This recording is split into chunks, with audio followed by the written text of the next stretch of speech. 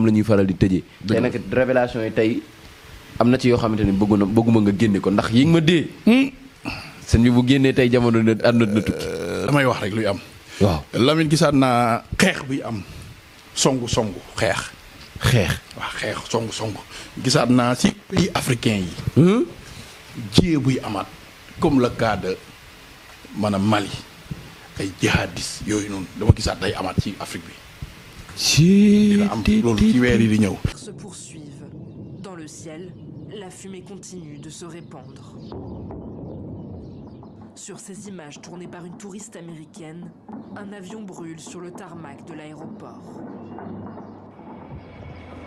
On s'est réveillé au son des tirs et des explosions, ici à Khartoum. Depuis hier, au moins 56 civils auraient été tués d'après une organisation de médecins. Parmi les forces de sécurité, des dizaines de morts seraient à déplorer et il y aurait plus de 600 blessés. Les forces aériennes soudanaises s'apprêtent à effectuer une observation complète des zones d'activité des forces de soutien rapide. Elles demandent aux citoyens de rester chez eux et de ne pas sortir. Le groupe paramilitaire RSF, ou Forces de soutien rapide, disait samedi matin avoir pris le contrôle de plusieurs infrastructures clés, comme le palais présidentiel, l'aéroport de Khartoum ou encore celui de Meroé dans le nord, où des soldats paradent sur ces images. L'armée régulière réfute ces annonces et affirme avoir frappé plusieurs positions paramilitaires. Ici, des soldats déchirent une banderole à l'effigie des RSF. Hier, l'ancien Premier ministre a appelé au cessez-le-feu. Je vous parle aujourd'hui alors que notre pays est confronté au danger de séparation. Et je vous le dis, lorsqu'une balle est tirée d'une arme, elle ne peut pas faire la différence entre l'agresseur et ceux qui sont attaqués. Et la victime, c'est le peuple soudanais. Les RSF sont tenus par le général Daglo, dit Hemeti, avec le chef actuel de l'armée Abdel Fattah al-Burhan. Devenu l'homme fort du pays, ils sont à l'origine de la prise de pouvoir d'octobre 2021. Mais leur rivalité semble avoir aujourd'hui atteint son paroxysme. Sur la chaîne Al Jazeera samedi, Hemeti a qualifié son adversaire de criminel. La plupart des images proviennent d'habitants retranchés chez eux. Au téléphone, celui-ci observe des véhicules qui appartiendraient au RSF du général Hemeti en train de prendre position dans un quartier. Cet autre filme un soldat gouvernemental esseulé.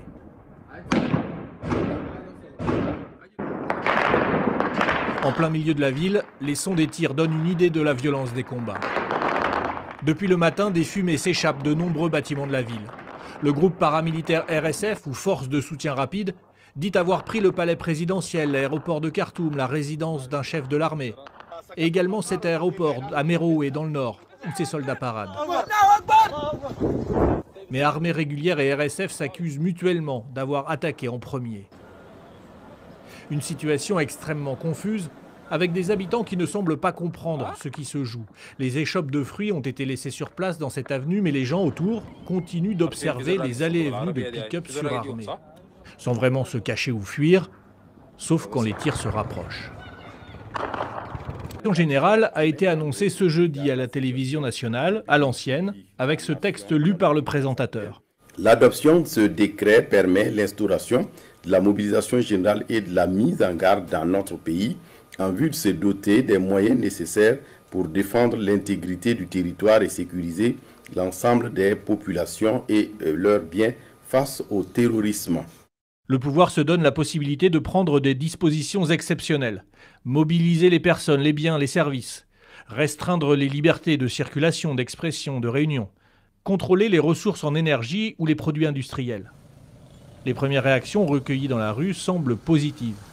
Je pense que si cette mesure-là, chacun le prend à cœur, chaque citoyen du Burkina Faso, en tout cas, le prend à cœur, on va arriver à lutter contre le terrorisme. On ne va pas laisser les terroristes venir nous envahir sans rien faire.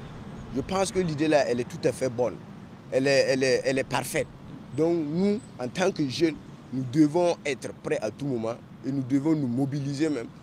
Après un état d'urgence décrété dans 8 États fin mars, le Burkina Faso augmente son arsenal juridique, en attendant une mise en œuvre sur le terrain face aux attaques. Sur ce point, aucune précision n'a encore été avancée par les autorités. Et de nouveau autour de Beni résonnent les cris de détresse des familles. Dans l'enceinte de la morgue d'Oïcha, des corps de cultivateurs locaux ont été ramenés. Ce sont les victimes de l'incursion des rebelles, à quelques kilomètres de là, en plein champ. Ces hommes étaient simplement partis chercher de la nourriture. Beaucoup de personnes sont mortes dans cette attaque. On nous dit que 8 autres corps sont encore en brousse et on cherche comment aller les récupérer pour les amener ici. Les rebelles ligotaient les victimes, puis les décapitaient. Nous avons ramené des corps décapités. Ils sont tous habitants d'Oïcha.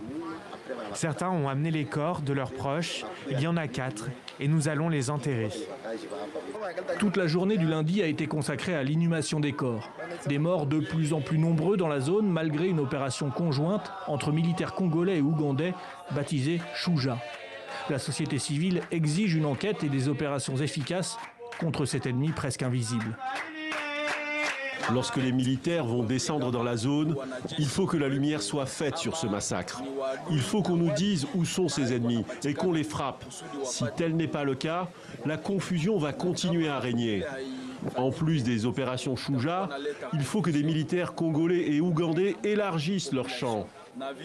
Les tueries prennent de l'ampleur. Il faut pacifier cette zone. Depuis une dizaine d'années, la région de Beni est sous l'emprise des rebelles ADF d'origine ougandaise. Ils sont accusés d'être responsables de massacres de centaines de civils et de pillages. Une nouvelle fois, les activités ont donc tourné au ralenti dans le centre-ville d'Oïcha. Les habitants étaient nombreux à la morgue, venus soutenir les familles de victimes. Les chefs d'État béninois et rwandais sont restés très flous sur l'accord signé. Ils ont néanmoins affirmé la coopération des deux pays pour faire face à la menace djihadiste dans le nord du Bénin et ils ont